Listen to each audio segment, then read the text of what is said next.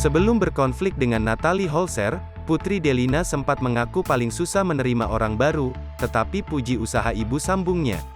Pengakuan Putri Delina dalam video lawas mengungkapkan hubungannya dengan Natalie Holzer sebelum dipinang oleh Sule. Putri Delina membenarkan dirinya mengalami kesulitan saat menerima orang baru, karena merupakan pribadi introvert.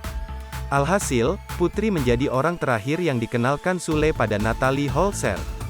Dari sebelum-sebelumnya udah ngerasa mungkin paling susah dekat dengan orang baru, terang Putri, dikutip dari YouTube Intense Investigasi, Rabu, tanggal 6 Juli tahun 2022.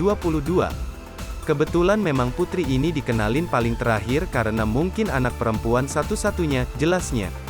Menurut Putri, dirinya sempat kesulitan menerima Natalie. Awalnya susah banget, tegasnya.